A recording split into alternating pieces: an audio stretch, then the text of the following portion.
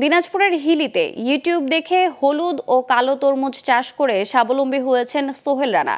তার সফলতা দেখে অনেকেই এ জাতের তরমুজ চাষে আগ্রহী হচ্ছেন, কারণ এ জাতের তরমুজ চাষে অল্প খরচে বেশি লাভ হয়।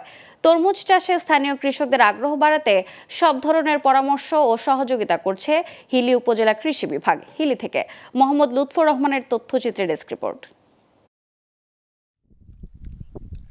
দিনাজপুরের হাকিমপুর হিলির ফসলি জমিতে দুলছে ছোট বড় তরমুজ। তবে সাড়া ফেলেছে সোহেল রানার হলুদ কালো রঙের তরমুজ। বর্তমানে তার জমিতে রয়েছে ৩ জাতের তরমুজ। এই তরমুজের জন্য ৩ বিঘা জমিতে প্রায় ২ লাখ টাকা খরচ করেন তিনি। প্রথমবার তেমন লাভ না হলেও পরের বার বেশি লাভ করার আশা তার। প্রায় ১.৫ লাখ টাকার পার খরচ হয়েছে। বাজার যদি ভালো থাকে আর আবহাওয়া অনুকূলে থাকে, আল্লাহ যদি ফলন ভালো দেয়, তাহলে আশা করতেছি ৪-৫ লাখ টাকা বিক্রি করতে পারবে।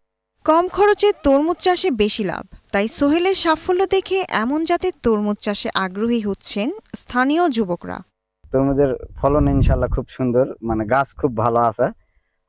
তরমুজের দাম যদি বেশি ভালো পায় মোটামুটি, তাহলে লাভের আশা মোটামুটি আল্লাহর মধ্যে বেশি ভালো। তরমুজ দেখতে আসছি, আসে দেখি অনেক তরমুজ ধরেছে, আমার খুব ভালো লাগছে তরমুজ দেখে। পরের বারে আমরাও তরমুজের বাগান দেব, এরকম উদ্যোগটা নেওয়া সকলেরই উচিত। এ জাতের তরমুজ চাষে স্থানীয় কৃষি বিভাগ সহযোগিতা করছে, দিচ্ছে বিভিন্ন পরামর্শ। তাই আগামীতে এই এলাকায় তরমুজ চাষ আরো বাড়বে এমনটাই মনে করছেন কৃষি কর্মকর্তারা।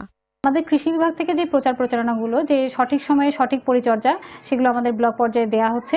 তো আমরা আশা করছি যে আমাদের হাকিমপুরের কৃষক ভাইরা যেহেতু প্রথমবারের মতো বড় পরিসরে তরমুজ চাষ করছে, তো অবশ্যই তারা মানে লাভবান হবেন।